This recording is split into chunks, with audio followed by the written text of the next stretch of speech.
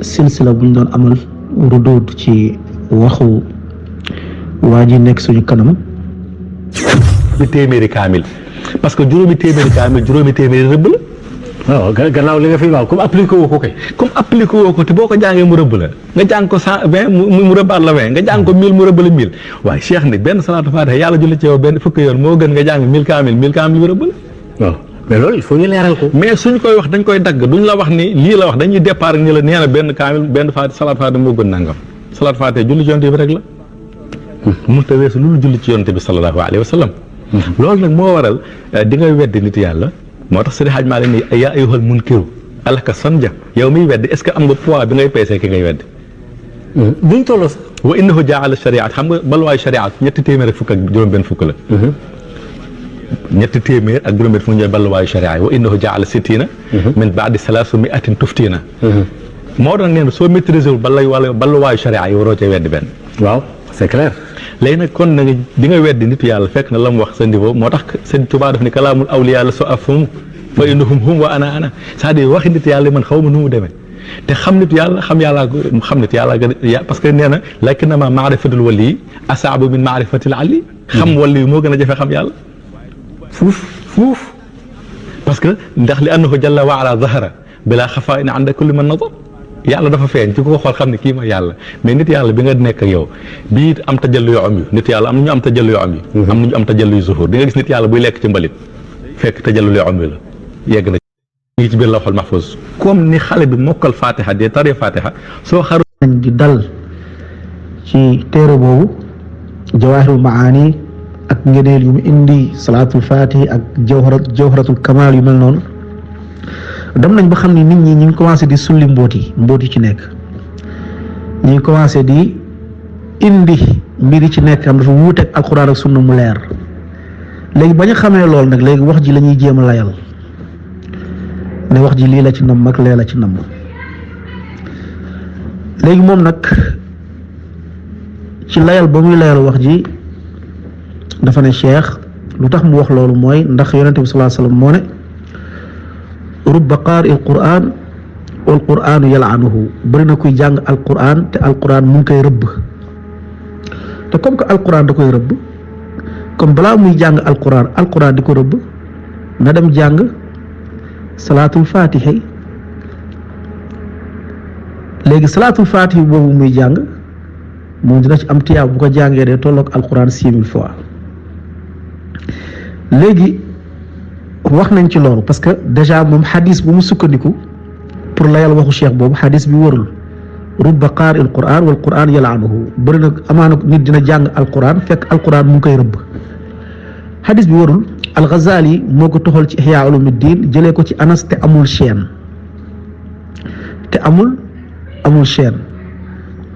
Ash-Shuqayri nee na amul chaîne boo xam ne xam nañ ko xadis bi xadis la boo xam ne benn chaîne amu ko nettalikat yi ñoo ko nettali mu gën a wër mooy li nga xam ne Abu Xaatim moo ko génnee ci tafsiram jëlee ko ci Maymun ibnu Mihran mu ne rubba rajulin yusalli wa yal'an nafsahu fi qiraatihi bëri na kuy julli di jàng fekk jàng boobu muy jàng ci julli bi da koy rëbb Maymun ibnu Mihran benn waaye rek buy wax bu am gis-gisam rek di wax comme du waxu yonente bi sallallahu alayhi wa sallam comme lu njëkk mooy xadis bu mu tegtaloo ngir layal waxu cheikh bi loolu sax du waxu yonente bi sallallahu alayhi wa sallam ñaare bi mooy alquran naka lay rëbbee nit te alquran a gën a foor salaatul fatihi ba pare salaatul fatihi du rëbb nit bu fekkee ñoom salaatul fatihi boobu ak ngeneen li ñu ci wax yëpp bu fekkee nit day jàng alquran di ko rëbb comme naka lay jàngee jullee ci yonente bi sallallahu alayhi wa sallam tamit du ko rëbb noonu naka la mën a nekkee beneen bi mooy yàlla dañuy digal ñu jàng alquran yonente bi sallallahu alayhi wa sallam digal ñu ci alquran ñuy jàng alquran faqrawu maa tayassara minhu ñaata ay xadiis ak aaya yooyu ñëw dañuy digal ñu jàng alquran nañu jàng suñu kéem kattan alquran naka la yàlla ak yonentaam di diglee ñu jàng alquran ba pare alquran boobu ngay jàng mu lay rëbb kooku xataa xel da koo nanguwul xel ci boppam moo nangul wax jooju ndax yàlla mënul ñëw di ñu soññ ñu jàng alquran di ñu digal ñu jàng alquran ba pare alquran boobu yàlla digal ñu jàng ko buñ ko jàngee daf ñuy rëbb même sax bu ñu demul woon ci chaîne xadis bi bu ñu demul woon ci isnaadu xadis bi xel sax dafa nanguwul loolu comme loolu leeraloon nañ ko comme wax jooju du wax ju jub moom rek moo ko créé di ko wax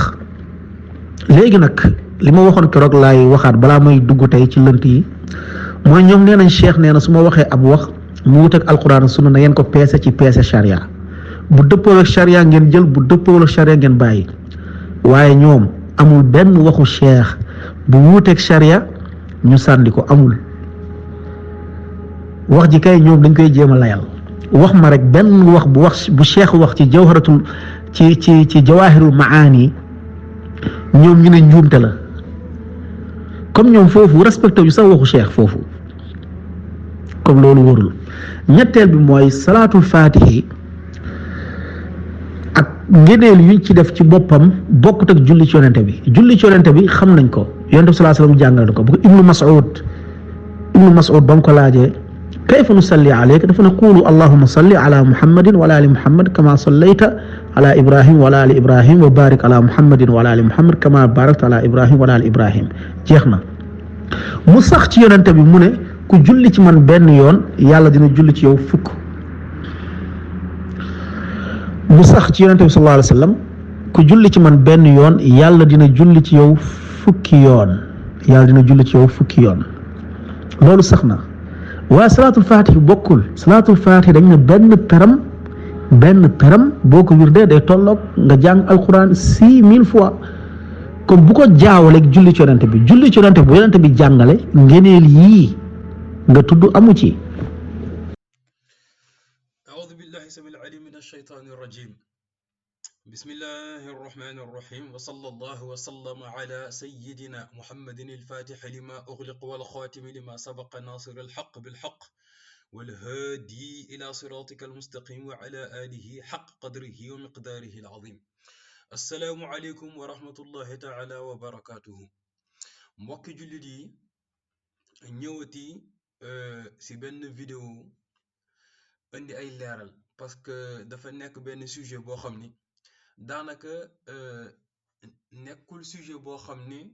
mun nañu wax ni que sujet masala la wala sujet acte diine la parce que sujet bi ñuy waxtaanee nii mooy sujet julli ci yonent bi ak ngëne liñ ci wax ak des deux côtés muy côté ñi nga xam ne dañoo bëgg a taxaw di défendre tariqa tijaan wala muy côté ñu réer ñi nga xam ne tamit bon mara détail yi dañuy taxaw di wax rek seeni wax te amuluñ ko benn dalil ñu yaakaar ne ay borom xam-xam lañu topp affaire ibaadu di wax yaakaar ni ñoom dañoo fees dell ak xam-xam yaakaar ni ñoo raw ci àdduna bi de l'autre côté tamit aussi malheureusement ñi ne ay tijaan la ñu taxaw di bëgg wax tamit bon am na lu leen voilà loo xam ni lënt na leen wala rëcc na leen ci ay lay gis nga waa ji yéen a ngi dégg lu muy wax naan lii Cheikh na Tidiane wax nee na loolu amul ci salatul fatih nee na amul boog ci julli nee na salatul fatih du julli ci yonent bi parce que nga ne liñ ci wax amul ci julli ci yonent bi tey nag dama bëgg képp kuy déglu lii nga tawi sa nopp yi ubbi sa bët yi bu baax ubbi sa antenne yi nga branché ko ñu wax la loo xam ni fi ngay jaare yow pare si am affaire de wax julli si yonent bi salatul fatih wala dugg day leer ci sa bopp bi incha allahu taala incha allahu déjà li ñu commencé rek indi benn leeral bu gàtt li mu wax ni que li yonent bi wax rubba qaaril quran wal quran yal'anuhu bëri na kuy jàng alquran di ko rëbb nee na xadis boobu wérul amul chaîne bon soo bëggee jëlal léegi dañ lay wax lu alquran wax si boppam alquran moom si boppam moom moo ni alquran moo waxal boppam moom moo ni wa man a'rada an dhikri fa inna lahu ma'ishatan danqan yàlla moo waxal ci boppam mu ne képp ku dummóoyu sama alquran ji wa man képp a'rada ku dummóoyu an dhikri sama alquran ji fa inna lahu mais nan la ñuy dummóoyoo alquran nan la ñuy dummóoyoo alquran ñu ne la ay xaalafa amri képp ku wuuteeg sama digle yi wa ma anzaltuhu ala rasuli li ma wàcce ci sama yonent bi képp ku ko dummóoyu luy xew fa inna lahu maishatan danqan yàlla nee na dund gu jafe ngay dund fii ay fi dunye doo am dal dangay nekk ci ay tolof tolof maanaam yaay raw sax ku ñu rëbb parce que boobaa yàlla nga emal affaire yàlla moo ko wax ci alquran wa man arada an dhikri fa inna lahu maishatan danqan yàlla neen dund gu xat ngay am dund gu jafe ngay nekkee ay tolof tolof ngay dundee ay musiba ngay nekkee kon kooku yow ak ku ñu rëbb lan mooy seen différence lenn amu si kon ku dummóoy alquran effectivement yàlla dalay duma fii si àdduna naka la nit di dummóoyu alquran mooy nee na yu xaalafa amri mooy digle alquran yi li yàlla di digle si biir alquran te doo ko def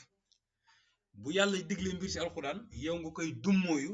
doo jëfe li yàlla wax bu yàlla diglee dara doo ko def loolu mooy dummóoyu kon loolu leer na alquran ku koy jàng te doo digle ay jëf maanaam doo jëfe ay digleem doo bàyyee tereem yàlla da lay duma bon côté boobu lañ bëggoon indi kon lii alquran la ku ko bëgg a gis ku ko bëgg a seet na nga dem seeti wa man arada an dhikri fa inna lahu maishatan danqan léegi concernant lii Alpha Ba wax lu jëm si salatul fatihi dañuy d'abord commencer ñëw étape par étape d'accord Cheikh Ahmed Tidiane radiyallahu taala anhu moom moo waxal boppam kay si jawahirul maani bon déjà jawahirul maani foog ñu indi benn leeral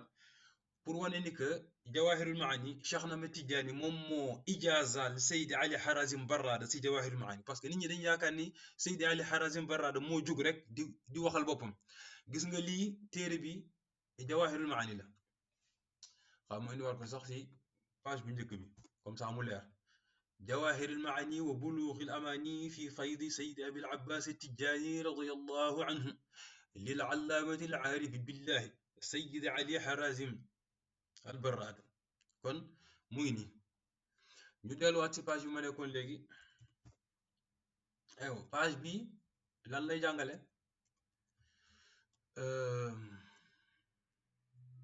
voilà donc mu ne nassu ijazati cheikh radiyallahu anhu fi kitaabi jawahirul maani lii day wane nii Cheikh na Tijaani joxe ndigal Seydi Ali Harazim Barrada pour mu bind jawahir mu ne bismillahi rrahmani rrahim kon Cheikh na Tijaani mooy tudd yàlla mu ne wa sallallahu ala sayyidina muhammadin wa alihi wa sahbihi mu ne qaala al abdu al faqir al muttaru li rahmati rabbihi Ahmad ibn Muhammad Tijaani anna majmu'a al kunnash al maktubi على ظهر أوله هذه الأحرف كله من أوله إلى آخره أجزت فيه إجازة عامة مطلقة تامة خالدية أبدية لحبيبنا سيد الحاج علي حرازم ابن الحاج العربي الفاسي من أوله إلى آخره كلمة مني رواية عني وعملا بما فيه من كل شيء Cheikh Ahmed Tidiane nee na lépp lu nekk ci téere bi moom moo ci joxe ndigal mu nekk wax mu dégg jële ci moom wala moom mu wax ko nee na wa idnan ma fihi min al xawaasi wal asraar nee na jox na ko ndigal ci lépp lu nekk ci téere bi moom Cheikh Ahmed Tidiane moom moo wax li ci jawahirul maani mu defaat encore beneen ijaaza dégg nga ñu ne la fii nassu ijaazatin thaniyatin deuxième ijaza encore min al-cheikh radiyallahu anhu fi kitab jawahir al-maani lan la wax nee na wa hadhihi al-ijazatu muthbatatun bi khatt yadi sayyidi cheikh radiyallahu anhu nee na moom Cheikh na Tidiane mooy waxaat nee na yaqulu al-abdu al-faqir ila Allah Ahmad ibn Muhammad Tidiane mu ne qad kamula tahdhibu hadha al-kitab nee na téere bi nag mat na parce que téere bi dafa amoon benn version bu njëkk mu amaat benn deuxième version si dund Cheikh na Tidiane nee na téere gi mat na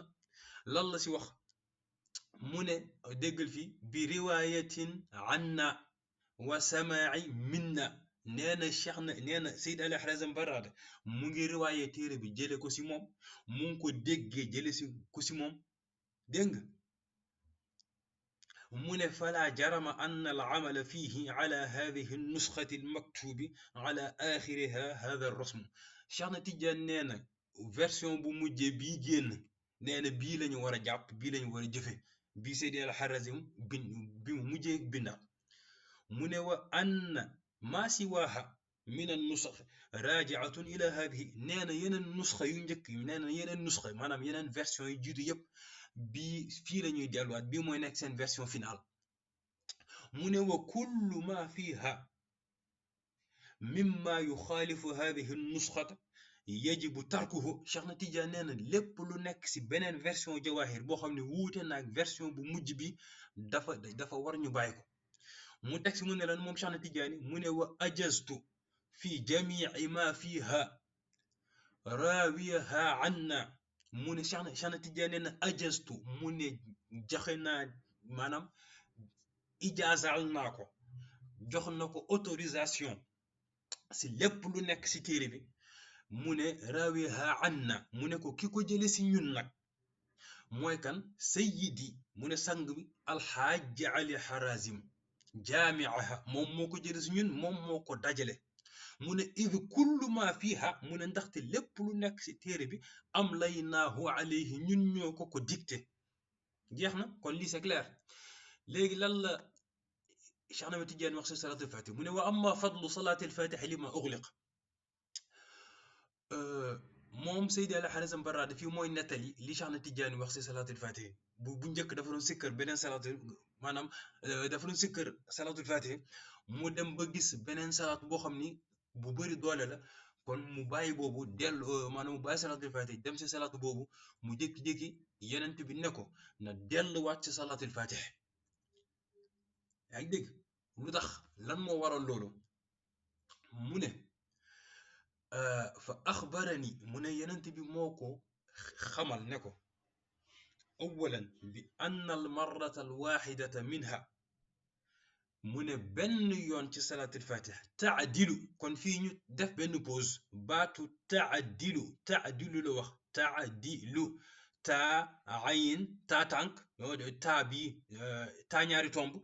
ayin deel ak laam taadilu waxul ni ko moo gën waxul ni ko moo ëpp waxul ni ko salaatul fatih moo gën alquran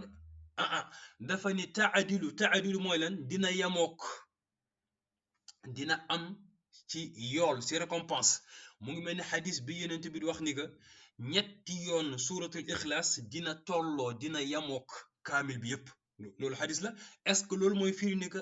suuratul ixlaas moo gën kaamil bi non waxul loolu fii nag dafa ni al marrata al waxidata minha taadilu min al qur'ani 6 marrat mu ne thumma axbarani thaniyan anna al marrata al waxidata minha taadilu min kulli tasbihin waqaa fi lkawni wa min kulli dikrin wa min kulli duaain kabirin aw sagirin wa min al qur'ani fii nag mooy lii posé gaa yi problème mu ne wa min al qur'ani dina tolloog ci alquran 6000 marratin mu ne 6000 fois mu ne ku jàng benn salaatul fatixi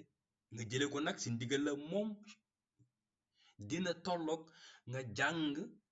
kaamil maanaam si yool li ngay am si récompense dina tolloog kaamil bi 6000 fois bon léegi ma def benn annonce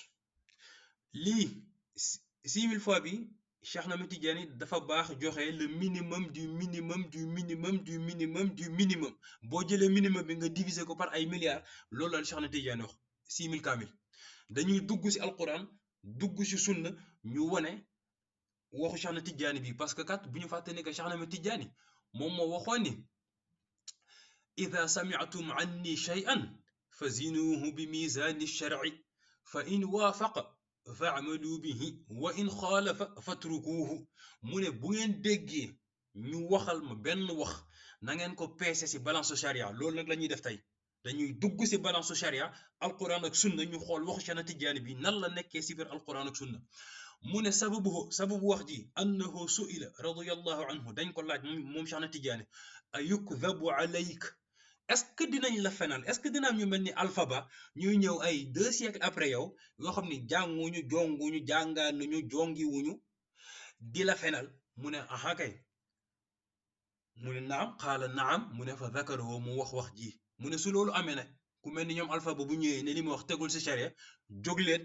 ngeen dugg si charia peese sama wax yi ngeen génne wan Alpha Ba ak i moromam nan la sama wax ji nekkee si charia léegi kon lu si njëkk dañuy jéem a d'abord toppatoo maanaam alquran si boppam alquran lan la si yonent bi wax fii Seydina Abdullah ibn Mas'ud ñu ne la an ibn Mas'ud radiyallahu anhu qaala rasulullahi sallallahu alayhi wa sallam man qara'a xarfan min kitaabillahi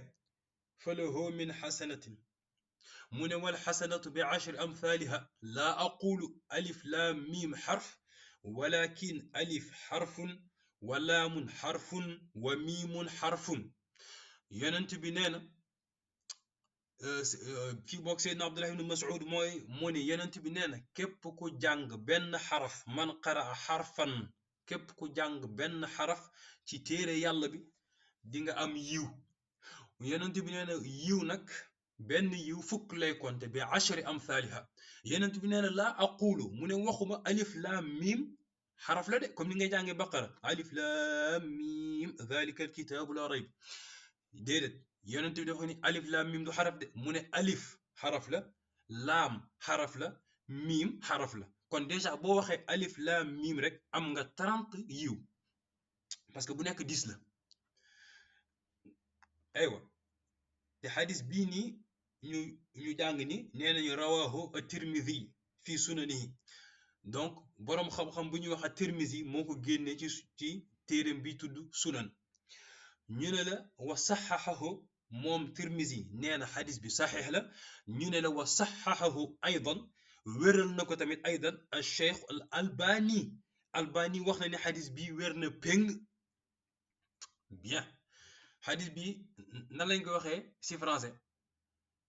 celui qui lit une lettre du livre d'Allah a pour cela une bonne action et la bonne action compte 10 fois. Je ne dis pas que alif lam mim est une lettre, mais alif est une lettre, lam est une lettre et mim est une lettre. kon fii leer na kon benn xaraf alquran boo ko jàngee da ngay am 10 tuyaaba léegi ku jàng kaamil bi yëpp moom ñaata tuyaaba ngay am ku jàng benn kaamil ba mu mat sëkk léegi nit ñi dama bëgg ngeen ñëw ñu àndandoo ngeen jël seen calculatrice wala ngeen ubbi seen bëti seetaan bu baax en particulier yow Alpha Ba maa ngi lay woo nga suivre fii ku jàng kaamil ba mu mat sëkk ñaata tuyaaba ngay am ñu dem xool déjà kaamil bi puisque kaamil bi par xaraf lañ koy topp dañuy xool fii ñu ne la fii et l'ensemble des lettres du Coran est de 323 671 kon alquran bi yëpp 323 671 xaraf moo si nekk xaraf bu nekk bu la indilee 10 tuyaaba mu jox la ñaata 3 236 710 mu ne ko calculer kon na ngay def 323 671 nga bind ko multiplier par ñaata par 10 parce que lii moom mooy nombre de xaraf yi xaraf bu nekk 10 tuyaaba mu jox la 3 236 710 tuyaaba kon nombre bi na ngeen ko jàpp bu baax a baax képp ku jàng ak benn kaamil 3 236 710 tuyaaba ngay am lii mooy benn kaamil lu mu lay indi attention nekkuñu di wax ni que lu gën est-ce que kaamil alquran moo gën lu dul alquran waxu yàlla la moo gën lépp moo gën salatul fatihi moo gën sikkër yëpp waaye fii ñun yool la ñuy wax récompense li ngay am si ngëneel li ngay am si yool bien léegi ñu dugg léegi si salatu ala nabi nag pour dugg si damay ñëw fii ñu indi benn téere boo xam ni albani nga xam ni ibaadu yëpp xam nañu albani normalement te gëm nañu albani moo génnee téere bi benn boroom xam-xam bu mag moo bind téere bi du albani moo ko bind nag waaye albani dafa def li ñu woowee taxqiq téere mooy nga fekk téere boroom xam-xam nga jël téere bi maanaam nga édité ko nga génne xadis yi wax fu mu nekk kërti daal gis nga loolu genre affaire yooyu taxqiq mooy loolu nga jël bu téere bi moo ne maanaam daal yow nga wéral téere bi Albani loolu la def si borom téere bi ni mu ngi lan téere bi mooy fadlu salaati ala nabi sallallahu alayhi wa sallam téere bi dafay jàngale ngëneel yi nekk si julli si yonent bi ñu ne la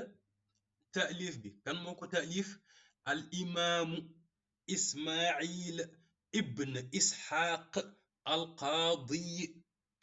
kii nga gis salafu saalix la lu tax parce que mu ngi judd 199 de l'hégire faatu 282 de l'hégire gis nga ñu ne la taxqiq kan moo def taxqiq bi Muhammad Nasir Din al Albani Muhammad Nasir Din al Albani moom moo def taxqiq bi bien Albani lan la ñuy wax ci téere bi moom parce que dafa indi ay commentaire am moom it di wax ci téere bi tuuti di la expliquer affaire léegi ñu dem xool ci page bi ci topp lan la fi Albani di wax di jàngale bon bu mu defee maanaam introduction am moom Albani moo expliqué mu ne dafa nekkoon ci université bu Madina mu wax année bi 1381 mu ne maa fadilati naib mu ko raisiha al cheikh mu ne moom Albani dafa nekk ndoowoon ak ku ñu woowee cheikh Abdul Aziz ibn Abdullah ibn Baz ñu gën ko xamee ci turu ibn Baz mu ne fa jaral xadiisu fiiha an kutubi sunnati wa maxtuutaatiha ñu ne ñuy waxtaanee ci affaire ay téere sunna daal mu ne moom Albani mu waxal ibn Baz mu ne ko fee da ca Dimashq am na benn téere boo xam ni mu ngi tudd kitaabu fadli salaati ala nabi mu ne téere boobu day jàngale ci ngëneelu julli ci yonent bi mu ne ki ko bind mooy alxaafizu Ismail ibn Ishaq al qaadi moom Albani muy waxal Ibn Baz mu ne ko borom téere bi day indi si biir ay xadis yoo xam ni rote na si yonent bi sallallahu alayhi wa sallam mu ak tamit ñu jële ko si saxaaba yi ak taabiina yi ñu siy jàngale ngëneelu julli si yonent bi sallallahu alayhi wa sallam moom Albani muy wax ba mu ne nag mu ne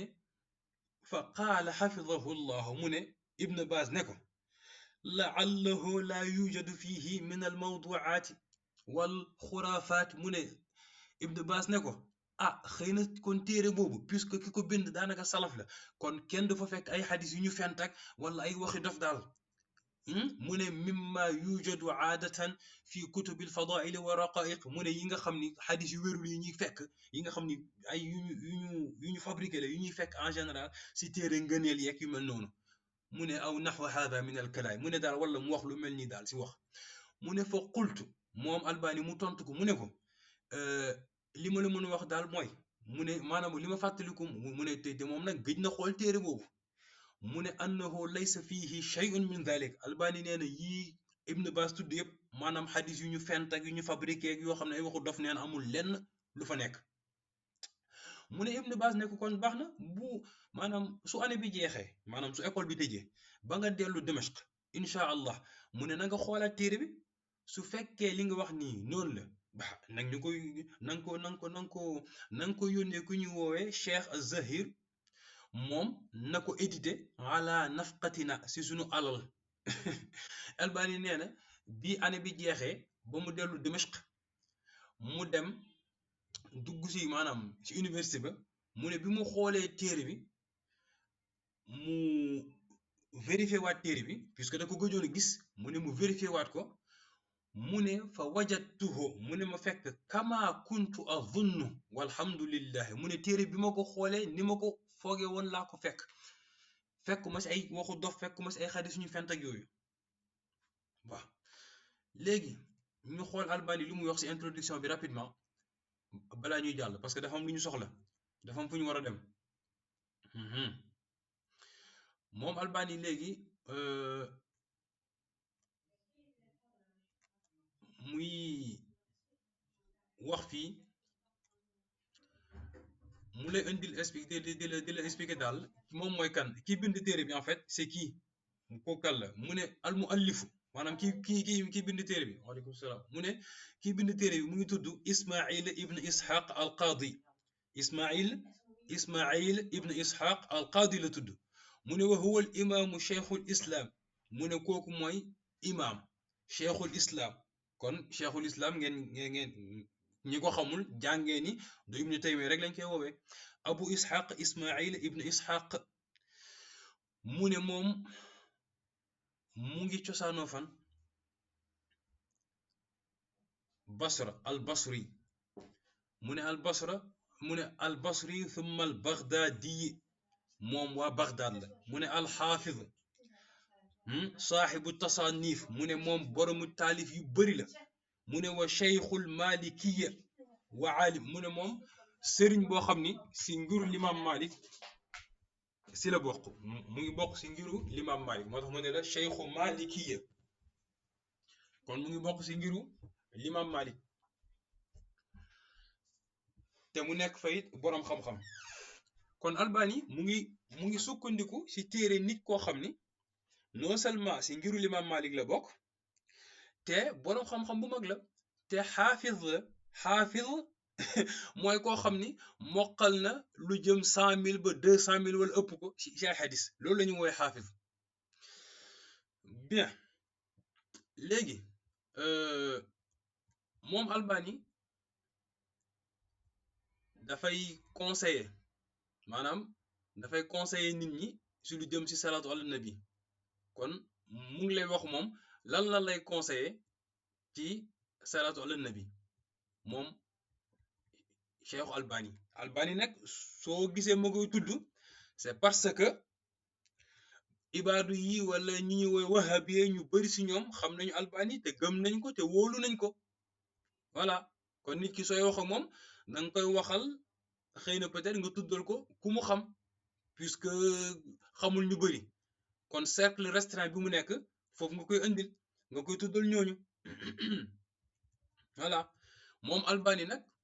muy wax ba wax mu ne wa axiiran mu ne daal ci mujjantal fa inna wasiyati ilayka ayyuhal muslimu mu ne li mu lay mujje conseiller mooy lan an taqraa hadha al kitab mu ne na nga jàng téere bi wa taamal bima fihi min al ahadith thabitati mu ne na nga jàng téere bu baax te nga jëfe xadis yi fi nekk fi nga xam ne yu wér la mu ne soo bëggee am lan xayaatan tayyibatan soo bëggee am dund gu teey gu sell mu ne wa tasaada fi dunya wal axirati mu ne nga texe adduna ak àllaaxira Albani mooy wax de mu ne wa mu ne nga texe adduna ak àllaaxira mu ne wa jumlatu dhalik mu ne te lii ma lay wax ni yëpp noo koy amee mu ne an tukthira min as-salaati alayhi sallallahu alayhi wa sallam fi saa'iri awqaatika mu ne fa innaka tanaalu biha inda allahi salaatan minhu alayka mu ne loolu boo koy bëril julli si yonent bi yàlla day julli si yow mu ne wa yarfau darajataka mu ne wa yukthiru fi xasanaatika yàlla dina bëril sa yiw wa yamxu min sayyi'aatika yàlla dina la effacer say ñaawteef mu ne wa yakfiika hamma dunya wal axira mu ne say tolof àdduna ak àllaaxira yàlla dina la ko fajal mu ne wa salli alayhi moom Albani mooy wax ne mu ne wa salli alayhi xaytu ma kunta mu ne foo munti nekk na ngay julli si yonent bi sallallahu alayhi wa sallam kon lii mooy conseil yi la Albani di jox léegi dama bëgg rek pour mbir mi bañ a gudd ñu dem xool benn xadis bu yonent bi wax te Albani dëggal ko wéral ko wax naa la téere Albani moo ko taxqiq yonent bi dafa ni fii ma min abdin yusalli alayya illa sallat alayhi almalaikatu ma salla alayya falyuqill min dhalika aw liyukthir yonent bi nee na amul benn jaamu yàlla buy julli si moom lu dul sallat alayhi almalaikatu mboole malaaka yàlla yi dinañ julli si moom mi julli si yonent bi nee na ku julli si moom benn yoon malaaka yépp dañuy julli si yow maanaam boo jullee benn yoon ñu julli benn yoon boo jullee fukk ñu julli fukk boo jullee téeméer ñu julli téeméer boo jullee junni ñu julli junni moo tax mu ne na nga bëril moo tax mu ne na nga néewal wala na nga bëril loo si def rek malaaka yi dinañ la ko delloo bien kon lii leer na waxuma sax fii encore dañu wàcc niveau de xam nga yonent bi wax na tamit beneen xadis man salla alayya marratan waxidan sallallahu biha 10 marra nee na ku julli si moom benn yoon yàlla dina julli si yow fukki yoon est-ce que julli yàlla mën nañ mesurer xam nu mu toll julli yàlla benn julli yàlla lii c'est au passage ah benn julli yàlla est-ce que alpha ba mën nga ma wax benn julli yàlla ñaata kaamil lay tollool si yiw si yool boog si yool si tuyaaba mais nag fii ñun dañoo bëgg a dugg si calcul li ñuy wax du nekk nii Cheikh Tidiane dafa nañu peese si charia dañuy dugg si charia peese waxam kon ñu ngi nii kuy wax si sunna yaa ngi wax si charia kon ñu ngi si biir charia julli si yonent bi moom yaakaar na alquran jarul ñu si indil kenn parce que yàlla moo wax ci suratul ahzab inna allaha wa malaikatahu yusalluna ala nabi ya ayuha alladina amanu sallu alayhi wa sallimu taslima yàlla subhanahu wa taala moo wax si alquran moom ak malaaka yi dañuy julli si yonent bi mu ne kon yéen ñi gëm yàlla julli leen si yonent bi bien wax nañu ku jàng benn kaamil ñaata tuyaaba ngay am léegi dañuy jéem a calculer fii ñu xool mbooleem malaaka yi bu ñu jullee si yow ñaata tuyaaba ngay am loolu ñu jéem a xool te bu leen fàtte ni wax nañ léegi ku jàng benn kaamil ba mu sëkk 3 236 710 tuyaaba ngay am bien léegi ñu dugg si beneen xadis boo xam ne tamit nee nañ rapporté par Ahmed et authentifié par Cheikh Albani moo wéral xadis bi encore lan la xadis bi wax dafa ni an Anas radiyallahu anhu Seydina Anas mooy wax saxaaba yonent bi mu ne qaala rasulullahi sallallahu alayhi wa sallam mu ne yonent bi nee na sallallahu alayhi wa sallam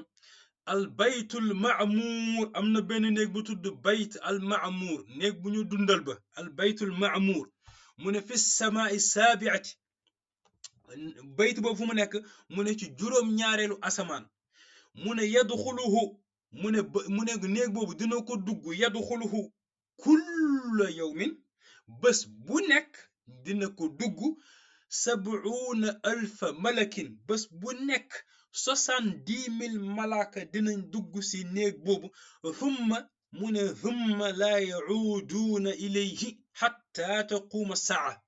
mu ne malaaka 70,000 malaaka yooyu bu ñu duggee si néeg boobu duñu dellu de duñu ñëwaat ba bés penc chaque jour nag chaque jour saxahu Albani imam Ahmad moo génne xadis bi Albani dëggal ko nangu ni xadis bi wér na bien kon léegi fii ma attiré attention nit ñi si benn affaire léegi bu ñu jëlee benn jour kon c'est-à-dire que boo jullee si yonent bi benn yoon kon instant bi man waxuma sax malaaka yi yàlla am yëpp de benn catégorie de malaaka laay concentré mooy malaaka yi di dugg baytul ma'mur ba chaque jour kon c'est-à-dire que nit ki boo tëbee tëb rek benn jour nga julli si yonent bi benn yoon nga ne allahumma salli ala sayyidina muhammadin wa alihi wa sahbihi wa sallim boo ko waxee benn yoon kon si jour boobu noonu nga nekk 70,000 malaaka yooyu dugg si baytul ma'mur jour boobu dañuy julli si yow kon automatiquement boo jullee si yonent bi benn julli 70,000 malaaka julli si yow kon am nga 70,000 tuyaaba attention te benn fukk lañ la wax benn fukk la kon am nga 70,000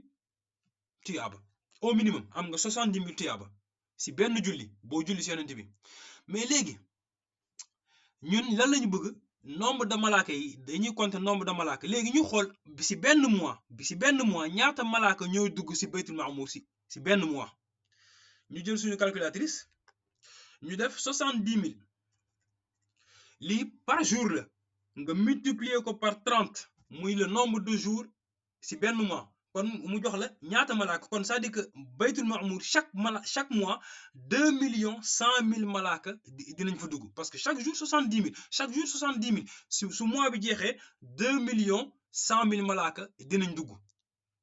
kon c'est-à-dire que boo xoolee en un mois am na 2,100,000 malaaka yu dugg baytul ma'mur te boo jullee si yonent bi benn yoon kon 2,100,000 malaaka yi dinañ julli si yow benn yoon kon nga am kon c'est-à-dire que boo considéré benn mois boo considéré un mois boo jullee si yonent bi benn yoon nga considéré nombre de malaaka yi si un mois am nga 2,100,000 boo jullee si yonent bi benn yoon am nga 2,100,000 tuyaaba automatiquement si benn salaatu ala nabi léegi lii mooy nee naa la li xew si un mois léegi ñu xool en un an si benn année ñaata malaaka ñooy dugg baytul ma'mur kon nombre bi puisque un mois loon da nga koy multiplier par 12 nga def fois 12 mu jox la 25 200 000 malaaka kon c'est-à-dire que en un an si benn année 25 200 000 malaaka ñoo dugg baytul maamour te boo jullee si yonent bi benn yoon 25 200 000 malaaka yi julli si yow kon nga am 25 200 000 tuyaaba si benn julli laa wax de benn julli boo léegi lii mooy li xew un an mais bi fi yonent bi ñëwee ba léegi ñaata année ñoo fi jàll bi yonent bi ñëwee si kaw àdduna ba léegi ñaata année ñoo jàll tey année bii nii ñu ngi si 1444 hijriya kon ça fait 1444 années bi yonent bi ñëwee ak léegi lii un an la nee naa kon nee naa la en un an 25 millions de malaaka ñoo dugg baytul maamour léegi ñu multiplier ko par nombre d'années bi fi yonent bi ñëwee ba léegi parce que hadis bi yonent bi moo ko waxoon kon wax ji am na 1444 années parce que bi ko wax bi ko yonent bi waxee ba léegi wala sax balaa mu koy wax sax malaaka yaa ngi doon daw waaye ñun dañuy calculer à partir de bi ko yonent bi waxee 1444 années en un an nee naa la benn année 25 millions de malaaka ñoo dugg kon léegi ñu def fois ñu multiplier ko par 1444 années mu jox la wow mu jox la 36 milliards 388 millions 800 000 kon c'est-à-dire que bi fi yonent bi jaaree ba léegi ba ñun ba année hégire bi ñu toll ni 1444 ñaata malaaka ñoo dugg baytul maamour 36 milliards 388 millions 800 000 malaaka ñoo dugg baytul maamour te yonent bi dafa ni ku julli si moom benn yoon malaaka yàlla yi julli si yow man léegi dama ni nañu bàyyi malaaka yépp ñu concentré wu si malaaka yi nekk baytul maamour kase malaaka yooyu boo leen jëlee bi yonent bi ñëwee yor risalaam ba fii nii ba instant bi mu ko waxee ba léegi ñaata malaaka ñoo dugg baytul maamour 36 milliards 388 millions 800 000 malaaka ñoo dugg baytul maamour te boo jullee si yonent bi benn yoon malaaka yii nii yëpp julli si yow benn yoon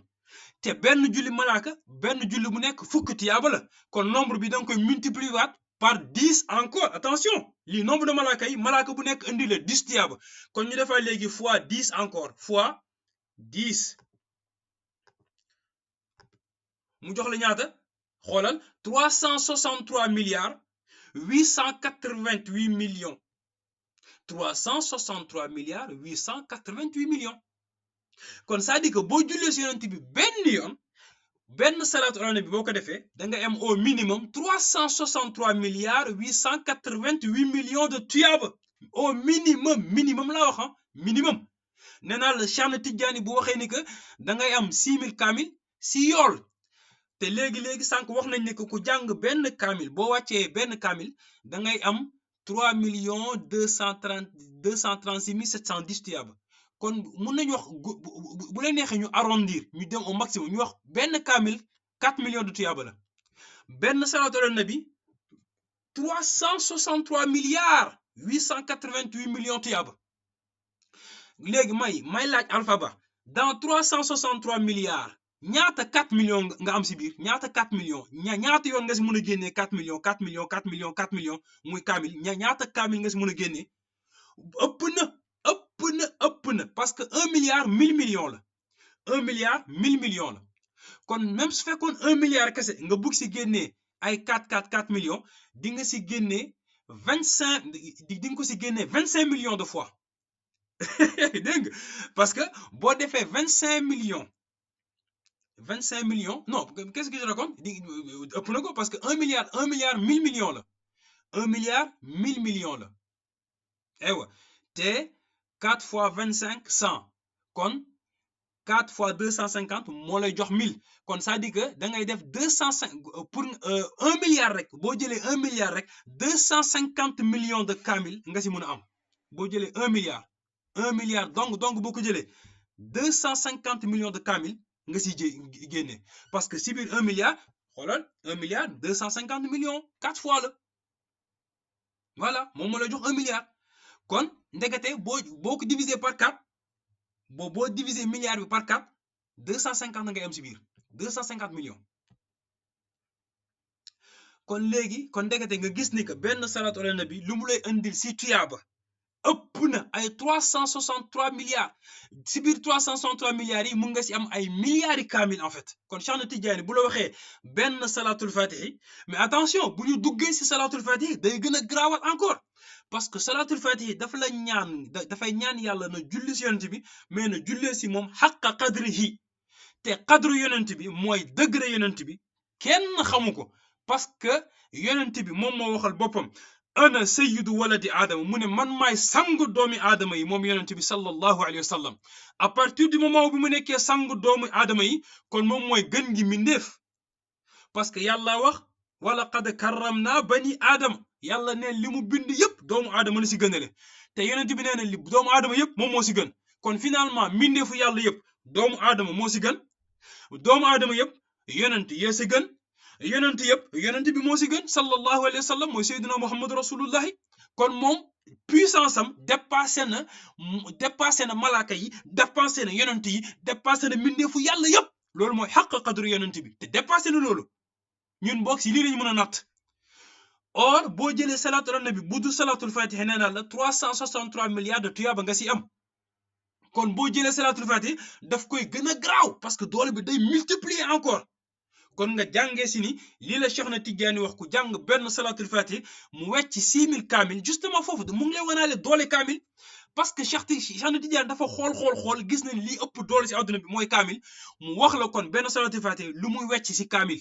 pour nga mën a comprendre puissant loolu moo lay won pour jox salaatul fatiha doole foog ñu yóbbu ko fee ñu xool lu muy wecc si ay kaamil mais Cheikh na Tidiane si modestie am ak si mbaaxam le minimum da la jox nee naa du minimum le minimum du minimum du minimum du minimum boo ko diviser par milliards yoon Cheikh loolu la jox si mbaaxam ak nekk modeste mais gis nga ni benn salaatul ala nabi lii lay génnee salaatul fatiha waxatuñ ko kon boog à partir d'aujourd'hui muy alpha ba di képp kuy yëngatu di gëstu di jéem a wax si lii Cheikh na Tidiane wax Cheikh na Tidiane lu wax c'est clair bu ngeen déggee dara mu jóge si man peese leen ko si alquran ak sunna te buñ ko peesee si alquran ak sunna salaatul fatiha day dépasser ay milliards tuyaaba kon ay milliards kaamil lay doon firiwul ni que salaatul fatiha moo gën kaamil non parce que lii kaamil bi di joxe si tuyaaba loolu lay indil fii ay milliards est-ce que c'est clair et net alhamdulillahi rabbil alamin wassalatu wassalamu ala ashrafil khalqi sayyidina muhammadin al mustafa sallallahu alayhi wa ala alihi wa ashabihi al kummal